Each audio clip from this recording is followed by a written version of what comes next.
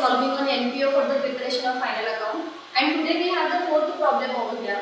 So first I will read the whole problem because it is a part of preparing the final account that first we have to read the whole problem related whatever the information and matter is being provided, and then only we can prepare the final account of NPO. Okay. So for the preparation of final account of NPO, the instructions may be given in the problem, and if the instructions are not provided exactly what to prepare, then we all know that preparation of final account of NPO is nothing but the preparation of income and expenditure account and the balance sheet. So already on the board we have prepared the income and expenditure account and the balance sheet, and let's move to the problem forward.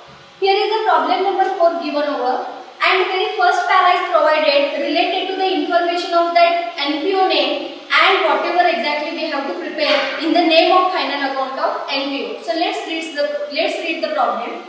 The Green Valley School, Lonavala has presented the following information, and with this year are required to prepare number 1, income and expenditure account for the year ending 31st of March 2010, and number 2, balance sheet as on 31st of March 2010.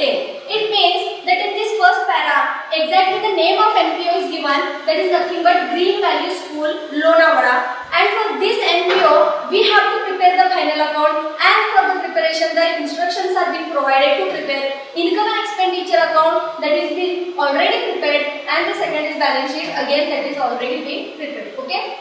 So in this first para, what the additional information is given, that along with the name of that NPO, the date is also been highlighted, that we have to prepare the income and expenditure account and the balance sheet for the date 31st of March 2010. पहिल्या paragraph मध्ये ज्या NPO साठी final account तयार करायचं आहे त्याचं नाव, त्याच्या सहित फायनल अकाउंटच्या नावाखाली इन्कम अँड एक्सपेंडिचर अकाउंट आणि बॅलन्स शीट तयार करायला सांगितलेलं आहे, आणि तारीख नमूद दिलेली आहे 31 March 2010.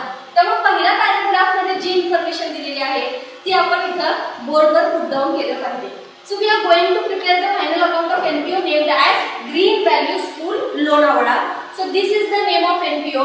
So we will make the accounting in the books of Green Valley School, Lonavala. And exactly we are going to prepare income and expenditure account for the year ending 31st of March 2010, and the balance sheet also on the 31st of March 2010. So this date will be also highlighted as balance sheet as on 31st of March 2010. Okay. तर पहिल्या paragraph मध्ये जी essential information दिलेली आहे ती आपण post केली आहे. Next slide. पुढच्या स्लाइड मध्ये आपल्याला balance sheet as on 1st April 2009 has been provided. Okay friends. So we are preparing the final account for 2010, and basically the balance sheet is provided for the 1st of April 2009. It means exactly it is the opening balance sheet of Green Valley School, Lonavala. Next slide.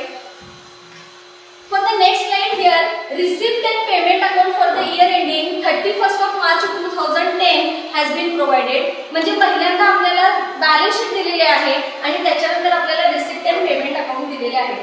Last slide. Next. Adjustments. तर आपल्याला सगळ्यांना माहिती की final account prepare करत असताना एक format आहे information provide करायची. First they will provide you the information with in a paragraph, की ज्याच्यामध्ये तुम्हाला कुणाच्या बुक्स मध्ये ते प्रिपेअर करायचं आहे फायनल अकाउंट आणि कोणत्या डेट साठी तयार करायचे ही इन्फॉर्मेशन प्रोव्हाइड केली जाईल. Later on moving they can provide a list of number of items. It may be receipt and payment account और it may be the opening balance sheet. तो पहिल्यांदा तुम्हाला टेबल प्रोव्हाइड केला जातो. And last but not least the required information, that is additional information or adjustments are being provided. Information तुम्हाला जरी एका sequence मध्ये दिलेली असेल, फर्स्ट पॅरा, नंतर तुम्हाला टेबल्स रिलेटेड आयटमच्या अमाउंट सहित आणि लास्टला तुम्हाला ऍडजस्टमेंट जरी दिलं असेल तरी सोडवण्याची पद्धत अगदी उलट आहे. That first you have to consider and notice or you have to do the posting of adjustments, and then later on you have to move for the table information. की पहिल्यांदा तुम्हाला ऍडजस्टमेंटची पोस्टिंग करायची आहे आणि मग तुम्हाला दिलेल्या टेबल मध्ये काय सांगितले त्याची राहिलेली पोस्टिंग तुम्हाला करावी लागते. It is a format of preparation of final account और posting the information of given information to the preparation of final account. तर पहिल्यांदा आपण ऍडजस्टमेंटची पोस्टिंग करणार आहोत. फायनल अकाउंट सोडवण्यापूर्वी आपल्याला 3 महत्त्वाच्या किंवा 2 महत्त्वाच्या गोष्टी आहेत त्या आपल्याला कन्सिडर केले पाहिजेत. पहिली सगळ्यात महत्त्वाची गोष्ट अशी आहे की ऍडजस्टमेंटचे दिलेले जे काही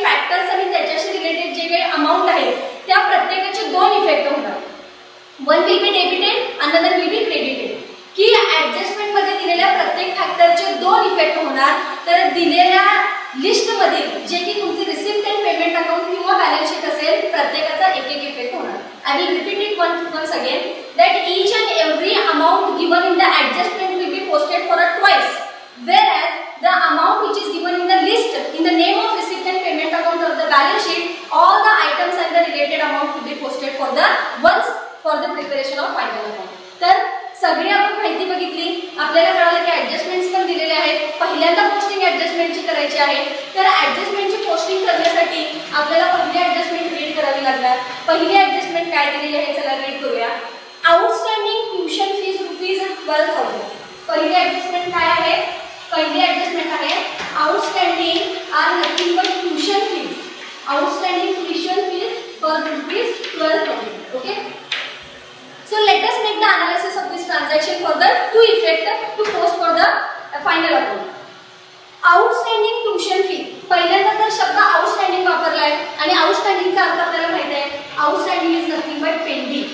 पेंडिंग म्हणजे काय? एक तर द्यायचं आहे पण दिलं नाही किंवा यायचं आहे पण आलेलं नाही. काहीतरी एक अर्थ त्याचा त्या ठिकाणी असू शकतो. What is the next factor which is given की तुमची काय अमाउंट आउटस्टँडिंग आहे? ट्युशन फी ही अमाउंट आउटस्टँडिंग आहे. तर आपल्याला चेकआउट करून घ्यावं लागणार की ट्युशन फी आपल्याला नक्की द्यायची आहे की आपल्याला मिळायची आहे. आणि ती आपल्याला last slide back slide receipt and payment account मधून कळणार. इथं रिसिप्ट अँड पेमेंट अकाउंट मध्ये first we have to find the tuition fee and when it is the tuition fee is given it is given for the receipt side. तुम्हाला receipt साइडला tuition fee रक्कम 85,000 रुपये दिसते. इथं ती receipt आहे म्हणजे इथं ती इन्कम आहे म्हणजे बेसिकली तुमच्यासाठी ट्युशन फी ही मिळणार आहे. आता एखादी अमाउंट मिळायची आहे पण मिळाली नाही म्हणजे याचा अर्थ आउटस्टँडिंग ट्युशन फी त्या ठिकाणी आहे. Okay. What is tuition fee? Tuition fee is the receipt for that side. It means it is income for this side. म्हणजे तुमच्यासाठी ट्युशन फी इन्कम आहे आणि इन्कम 12,000 रुपये पेंडिंग आहे म्हणजे 12,000 रुपये ट्युशन फीचे मिळायचे होते पण अजून मिळालेले नाही. What is the second rule of outstanding? Outstanding नेहमी ऍड होतो. दुसरा रूल काय आहे? आउटस्टँडिंग नेहमी ऍड होतो. तो कशाचा फॅक्टर आहे त्याच्यामध्ये ऍड होणार. काय आउटस्टँडिंग आहे? ट्युशन फी आउटस्टँडिंग आहे. किती रुपये आउटस्टँडिंग आहे? 12,000 आउटस्टँडिंग आहे. म्हणजे हे 12,000 ऍड होणार.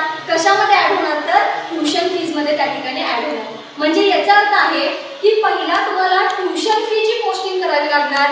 त्यामध्ये तुम्हाला हे 12,000 रुपये ऍड करावे लागणार आणि मग तुम्हाला सेकंड इफेक्ट दाखवावं लागणार. आता पहिला इफेक्ट जाणून घेऊया की ट्युशन फीचं पोस्टिंग होणार कुठं. As I said, the tuition fee is posted for the receipt side for the receipt and payment account. There is the receipt. It means here it is an income. तिथं तुमचं tuition fee रिसिप्टला दिसते याचा अर्थ इथं कुठे यायला पाहिजे ते इन्कम साइडला येणं गरजेचं आहे. म्हणजे पहिला इफेक्ट जर तुम्हाला सांगायचा असेल पॉइंट ए तर तुम्ही काय सांगणार? Income and expenditure account dash credit side. Credit side म्हणजे तुमची कोणती साइड आहे? Income side. ओके.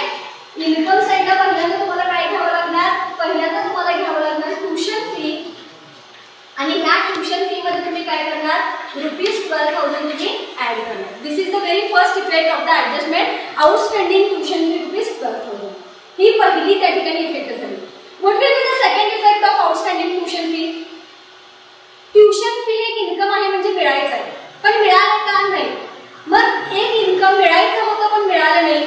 ज्या दिवशी मिळणार त्या दिवशी तेवढ्याने आपले असेट वाढणार म्हणजे याचा अर्थ आउटस्टँडिंग ट्युशन फीचा दुसरा इफेक्ट कुठे व्हायला पाहिजे?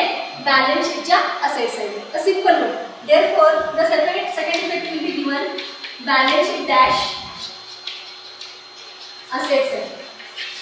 So these are the two effect of outstanding tuition fee ₹12,000. हे दोन्ही इफेक्ट लिहिलेले आहेत. दिल्याप्रमाणे आपण पोस्टिंग करून घेऊया. पहिला इफेक्ट इन्कम अँड एक्सपेंडिचर अकाउंटच्या क्रेडिट साइडला म्हणजे इन्कम साइडला ट्युशन फी घ्या आणि त्याच्यामध्ये हे 12,000 ऍड करावे लागेल. So this is the income and expenditure account. This is your income side. So first we will try to post by tuition fee. What is the amount of tuition fee given over here? 85,000. त्यामुळे 85,000 रुपये आपण रक्कम इनरला घेणार आणि त्याच्यामध्ये ह्या ऍडजस्टमेंटचा पहिला effect देणार. We have to say add O/S outstanding dash CY for current year रक्कम आहे 12,000. What will be the total? It will be 9,000. 97,000. What will be the total of this? 97,000 that should be posted for the outer column of amount. आणि second effect काय सांगितला? Balance शीटच्या asset साइडला ही 12,000 रुपये रक्कम दाखवायची आहे. ही आहे बॅलन्स शीट, ही आहे असेट साइड. इथे मला आउटस्टँडिंग ट्युशन फीज आणि आउटर कॉलमला दाखवायचं आहे ₹12,000. So yes friends, this is the effect of first adjustment. Next slide. What is the second adjustment given over here? Outstanding salary ₹6,000. As similar as to the first adjustment, but the factor is been different. That now outstanding amount is about salary. तर त्याचा effect काय होणार आपण बघूया. Adjustment number 2, outstanding salary. Okay. किती रुपये आहे? 6,000 रुपये. The amount is given is 6,000. Outstanding परत. Outstanding म्हणजे काय? Pending. काय pending आहे? Salary. सॅलरी एकतर दिली जाते किंवा एकतर घेतली जाते. आपल्याला माहिती आहे की आता हे स्कूल आहे, तर ऑब्वियसली ह्याच्यामध्ये सॅलरी दिली जाणार म्हणजे खर्च होणार आणि खर्चाला तुम्ही काय म्हणणार? एक्सपेन्सेस. म्हणजे दुसऱ्या ऍडजस्टमेंट मध्ये काय आउटस्टँडिंग आहे? तर एक्सपेन्सेस आउटस्टँडिंग आहे. सेकंडली आउटस्टँडिंग नेहमी काय होतं? ऍड होतं. म्हणजे आता हे जे 6,000 रुपये रक्कम आहे ही ऍड होणार. ही कशामध्ये ऍड होणार? ज्याच्याशी संबंधित हा फॅक्टर आहे त्याच्यामध्ये ते ऍड होणार. काय आउटस्टँडिंग आहे? सॅलरी आउटस्टँडिंग आहे. याचा अर्थ ही 6,000 रुपये रक्कम तुमच्या सॅलरीमध्ये ऍड होणार. So let's find out where the salary is exactly given in the problem. पहिल्यांदा प्रॉब्लेम मध्ये सॅलरी कुठे दिले ते बघूया. बॅक स्लाइड घेऊया. This is the receipt and payment account. To the payment side the first factor is given by salary paid ₹1,05,000. आपल्याला clear सांगितले payment म्हणजे खर्च, सॅलरी पेड म्हणजे खर्च केला किती रुपये? 1,05,000. म्हणजे हे 6,000 रुपये या 1,05,000 च्या सॅलरी मध्ये ऍड होणार. लक्षात आलं का बघा? म्हणजे ह्या सॅलरी मध्ये हे 6,000 रुपये ऍड होणार. इथं ते पेमेंट मध्ये आहे, खर्च आहे, त्यातल्या त्यात रेग्युलर खर्च आहे. म्हणजे याचा अर्थ त्याचं पोस्टिंग कुठं होणार? एक्सपेंडिचरला होणार. म्हणजे पहिला इफेक्ट कळाला की आपल्याला इन्कम अँड एक्सपेंडिचर अकाउंटच्या एक्सपेंडिचर साइडला पहिल्यांदा ही सॅलरी 1,05,000 घ्यावी लागणार आणि ह्या 1,05,000 मध्ये आउटस्टँडिंगच्या नियमाप्रमाणे हे 6,000 रुपये काय होणार? ऍड होणार. हा पहिला इफेक्ट आपल्याला लक्षात आला. त्यामुळे पहिला इफेक्ट आपण काय सांगणार की इन्कम अँड एक्सपेंडिचर अकाउंटच्या डॅश एक्सपेंडिचर साइडला पहिल्यांदा आपण घेणार सॅलरी आणि ह्या सॅलरी मध्ये आपण काय करणार? हे 6,000 रुपये त्या ठिकाणी ऍड करणार. ओके. आणि सेकंड इफेक्ट काय आहे कसा समजून घ्यायचा? सॅलरी खर्च आहे, हा खर्च पेंडिंग आहे. म्हणजे हा खर्च द्यायचा होता पण दिला नाही. मग जोपर्यंत हा खर्च तुम्ही देत नाही तोपर्यंत ती तुमची जबाबदारी आहे, तुमची देणी आहे. आणि देणीला अकाउंटन्सी मध्ये लायबिलिटी म्हणतात. म्हणजे इथं क्लिअर झालं की ह्याचा दुसरा इफेक्ट कुठं होणार? बॅलन्स शीटच्या liability side. Simple one again.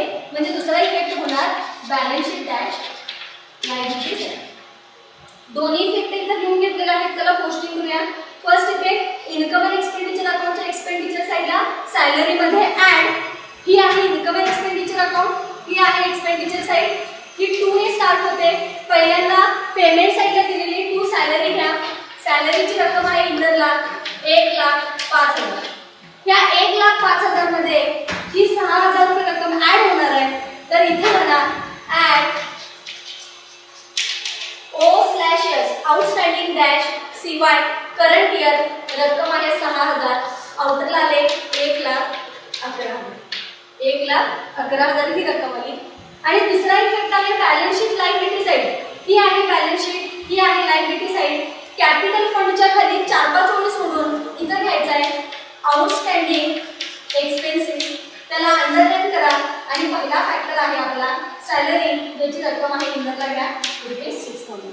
Next slide. And the last but not least adjustment of this problem.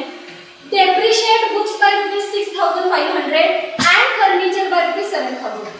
तिसरी आणि लास्ट ऍडजस्टमेंट डेप्रिसिएशन बद्दल आहे. आणि हे डेप्रिसिएशन कशाबद्दल आहे? तर फर्निचर आणि बुक्सशी रिलेटेड त्या ठिकाणी आहे. तर ऍडजस्टमेंट नंबर 3 हे डेप्रिसिएशन बद्दल आहे.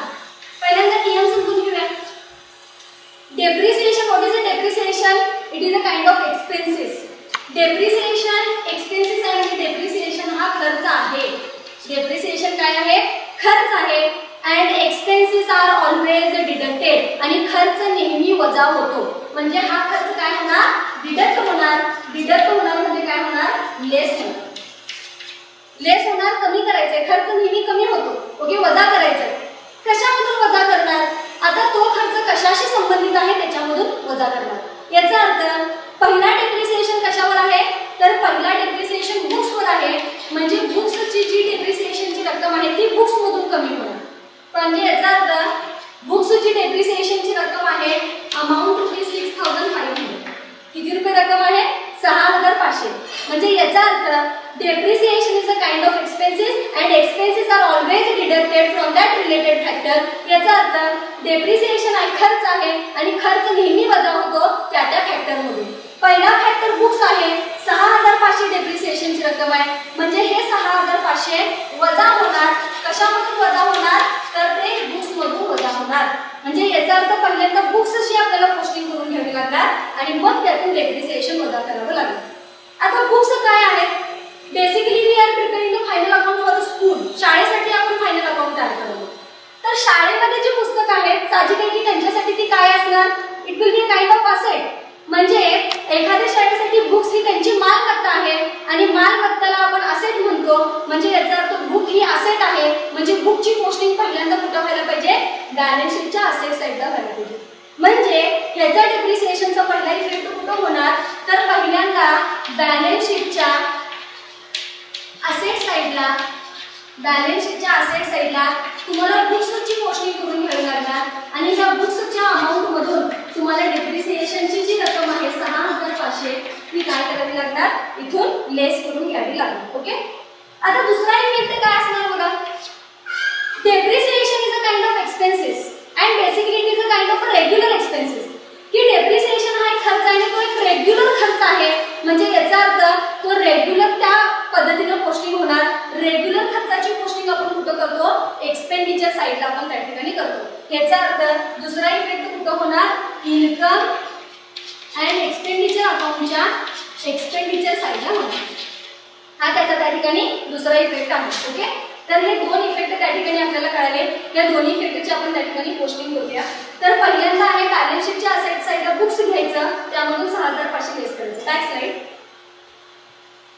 तर ही आहे बॅलन्स शीट. बॅलन्स शीटची असेट साईड. या असेट साईडमध्ये पहिल्यांदा घ्या बुक्स आणि बुक्सची रक्कम. पुन्हा एक बॅक साईड, बॅक साईड. जुन्या बॅलन्स शीटमध्ये पहिल्यांदा बुक्सची काही रक्कम आहे का बघूया. ह्या जुन्या बॅलन्स शीटमध्ये बुक्स दिसतात आपल्याला किती रुपये, 30,000 रुपये. म्हणजे पहिल्यांदा ह्याची पोस्टिंग करूया. इथे घ्या बुक्स इनरला 30,000. Next slide. आणि एकदा रिसिप्ट अँड पेमेंट अकाउंटला चेकआउट करायचं that either any books are been purchased for the current year, की चालू वर्षी काही बुक्स खरेदी केलेले आहेत का, ते आपल्याला पेमेंट साईडला कळणार. पेमेंट साईडला बघितल्या क्षणी कळते की दुसरा फॅक्टर बुक्स आहे आणि बुक्स 10,000 रुपये हे खरेदी केलेले आहेत. म्हणजे चालू वर्षी 10,000 रुपये बुक्सच्या रकमेत ऍड झालेले आहे, वाढ झालेली आहे, ती आपल्याला ऍड करून घ्यावी लागणार. तर इथं म्हणा ऍड ऍडिशनल ₹10,000. म्हणजे इनर कॉलमला टोटल बुक्स किती झाले तुमचे, 40,000. आता या 40,000 मधून तुम्ही काय करणार, हे 6,500 या ठिकाणी लेस करणार. इथं म्हणा लेस डीबीटी डॉट म्हणजे डेप्रिसिएशन 6,500. आउटला रक्कम किती येणार बघा, 33,500. ओके, आणि दुसरा इफेक्ट कुठला, इन्कम अँड एक्सपेंडिचर अकाउंटच्या एक्सपेंडिचरला साईड. ही आहे इन्कम अँड एक्सपेंडिचर अकाउंट, ही आहे एक्सपेंडिचर साईड. इथे म्हणा टू डेप्रिसिएशन ऑन, अंडरलाइन करा. The first factor is given books आणि बुक्ससाठी रक्कम आहे 6,500. Next. And the last depreciation is being charged on furniture for ₹7,000. फर्निचरची पण अशी आपल्याला पोस्टिंग करावी घ्यावी लागणार. डेप्रिसिएशनची इफेक्ट आहे सेम त्याच पद्धतीने आपण विचार करणार की डेप्रिसिएशन हा फर्निचरवर आहे आणि फर्निचर ही बिझनेसची काय आहे, असेट आहे. म्हणजे पहिल्यांदा ह्या फर्निचरची पोस्टिंग करून घ्यावं लागणार आणि मग त्याच्या रकमेतून तुम्ही हे डेप्रिसिएशन लेस करणार. मग चला पहिल्यांदा फर्निचर कुठं येते, फर्निचर ही बॅलन्स शीटच्या असेट साईडला येते. मग आपण काय करूया, पहिला इफेक्ट लक्षात घेऊया की बॅलन्स शीटच्या पहिल्यांदा आपल्याला असेट साईडला जावं लागणार. असेट साईडला पहिल्यांदा आपल्याला फर्निचर घ्यावं लागणार. आणि या फर्निचरच्या रकमेमधून आपल्याला 7,000 वजा करून घ्यावं लागेल. हा पहिला इफेक्ट झाला. आणि दुसरा इफेक्ट काय की एक्सपेन्सेस आहे आणि हा रेग्युलर एक्सपेन्सेस आहे. रेग्युलर एक्सपेन्सेस आपण एक्सपेंडिचर साईडला दाखवतो म्हणजे बी पॉईंट. दुसरा इफेक्ट कुठे येणार इन्कम अँड एक्सपेंडिचर अकाउंटच्या एक्सपेंडिचर साईडला येणार. हे दोन इफेक्ट लक्षात आले. दोन्ही इफेक्ट गोष्ट करूया. चला पहिल्यांदा किंवा बॅलन्स शीटच्या असेट साईडला इथं फर्निचरची पहिल्यांदा रक्कम काढूया. बॅक साईड पुन्हा बॅक साईड. जुन्या बॅलन्स शीट मध्ये काही फर्निचरची रक्कम दिलेली आहे का? दिलेली आहे. फर्निचर किती 60,000. तर पहिल्यांदा याची रक्कम घेऊया. फर्निचर जुना आहे 60,000. इथे घेतलं 60,000. Next slide. चालू वर्षी काही फर्निचर परचेस केलेला आहे का? एकदा चेक करून घेऊया. इथे दिलेला आहे बाय फर्निचर 40,000. म्हणजे चालू वर्षी तुमचं फर्निचर ऍड झालंय. इथं म्हणा ऍड ऍडिशनल ₹40,000. टोटल तुमच्याकडे फर्निचर झाली 1 लाख. आता या 1 लाखातून तुम्ही हे 7,000 वजा करणार. तर इथं म्हणायचं लेस डीपीटी ₹7,000. तर आउटरला तुमची रक्कम किती येणार 93,000. आणि डेप्रिसिएशनचा दुसरा इफेक्ट एक्सपेंडिचर साईडला. इथं टू डेप्रिसिएशन ऑन बुक्स घेतला. त्याच्या खाली घ्या फर्निचर ₹7,000. आउटरला रक्कम येणार 13,500. So these are the exact to effect of every adjustment. आता राहिलेले आपल्याला त्या ठिकाणी काय करावं लागणार जे काही बॅलन्स शीट आणि जे काही रिसिप्ट अँड पेमेंट अकाउंट आहे त्याची एक एकदा पोस्टिंग करून घ्यावी लागेल. Now coming to the final movement. We as already have posted to the adjustment. Let's move for the remaining items posting. And first we have to post the balance sheet which is given for the 1st of April 2009. He opening balance sheet आहे. Balance शीटचे प्रत्येक एकच effect होणार. पहिल्यांदा liability side मध्ये liability साइडला एकच factor दिलेला आहे कॅपिटल फंड ₹6,54,000. तर या कॅपिटल फंडची पोस्टिंग कुठे होणार तिथं बॅलन्स शीटच्या लायबिलिटी साइडला कॅपिटल आहे म्हणजे साहजिक आहे की हा कॅपिटल पुन्हा कुठे येणार या नवीन बॅलन्स शीटच्या लायबिलिटी साइडला कॅपिटल फंड इनरला घ्या रक्कम 6,54,000. Okay. So we have covered all the factors from the liability side. Moving to the asset side. Cash in hand ₹4,500. Cash at bank ₹9,500. Actually हा चालू वर्षाचा ओपनिंग बॅलन्स आहे. तो पण कॅशचा. याचा अर्थ की हा पूर्ण वर्षभरामध्ये कुठे ना कुठेतरी वापरला असणार. याचा अर्थ ह्या दोघांचीही पोस्टिंग होणार नाही. Next is building. What is building? Building is an asset for the business. त्यामुळे याची पोस्टिंग कुठे होणार बॅलन्स शीटच्या असेट साइडला. इथं आहे ही बॅलन्स शीट. या बॅलन्स शीटच्या असेट साइडला म्हणा बिल्डिंग आणि रक्कम आहे 5 लाख ₹5 लाख. रक्कम आहे 5 lakh ₹5. Then what is the next factor? Furniture which has been already posted. Books again which has been already posted. And last is fixed deposit ₹50,000. Fixed deposit also another kind of asset of the business. त्यामुळे ही asset साइडला posting होणार. ही आहे balance शीटची asset side. ही आहे तर fixed deposit. इथे घ्या fixed deposit आणि fixed डिपॉझिटची रक्कम आहे 50,000 जी मी इनरला घेणार आहे. कारण पूर्ण प्रॉब्लेम वाचल्यावर लक्षात येतं की चालू वर्षी पण काही फिक्स्ड डिपॉझिट आपण खरेदी केलेली आहे ते आपल्याला नेक्स्ट स्लाइड मध्ये दिसणार. Next slide.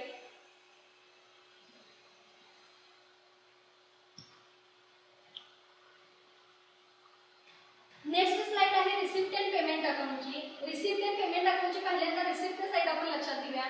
एक मुद्दा लक्षात घ्यायचा आहे की रिसिप्ट साइडला असणाऱ्या सगळ्या फॅक्टरची पोस्टिंग कुठे कुठे होऊ शकते.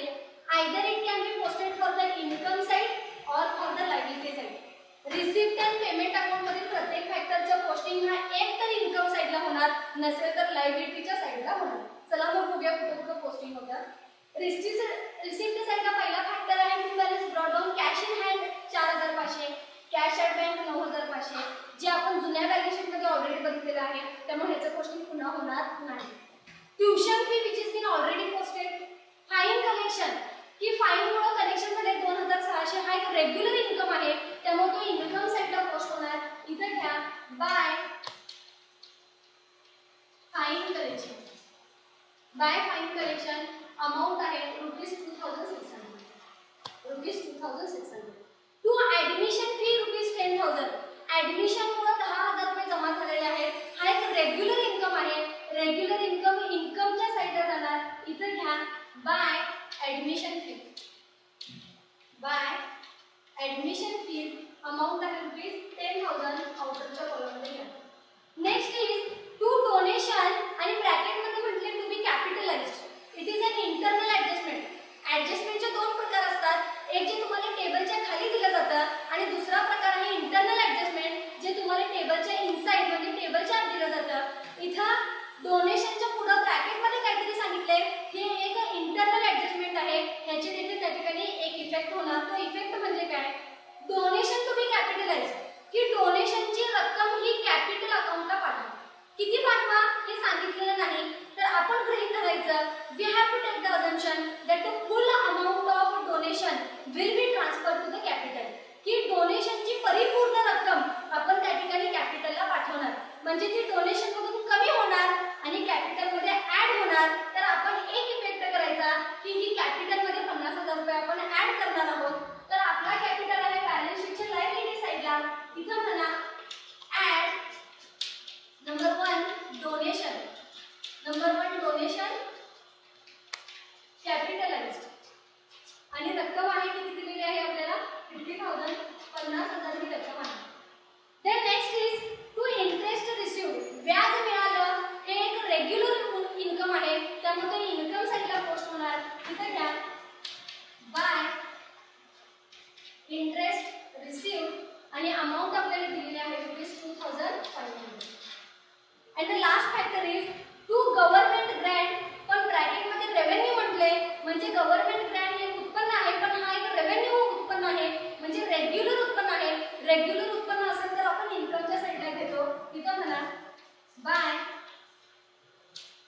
Government Grant and the amount is nothing but ₹1 lakh. ₹1,00,000 आपल्याला रक्कम दिलेली आहे. We have completed the receipt side. Moving further from the payment side, काय काय आहे आयटम पोस्ट करून घेऊया. By salary paid already it has been posted. Books post केलेले आहेत. By stationery and printing. Stationery and printing हा regular लागणारे साहित्य आहे त्यामुळे त्याच्यासाठी रेग्युलर खर्च होतो. रेग्युलर खर्च आपण एक्सपेंडिचर साइडला घेतो त्यामुळे आपण एक्सपेंडिचर साइडला म्हणायचं टू स्टेशनरी अँड प्रिंटिंग आउटरला रक्कम घ्या 20,500 that is 20,500. By office rent. Office rent is also a monthly expenses म्हणजे हा महिन्यासाठी येणारा खर्च आहे म्हणजे रेग्युलर खर्च आहे. रेग्युलर खर्च एक्सपेंडिचरला येतो त्यामुळे पुन्हा इथं म्हणा to office rent. To office rent रक्कम घ्या ₹500. बाय रिपेअर्स अँड मेंटेनन्स हा पण एक रेग्युलर खर्च आहे पुन्हा एक्सपेंडिचर साइडला येणार. इथे घ्या टू रिपेअर्स अँड मेंटेनन्स आउटरला घ्या रक्कम 12,000.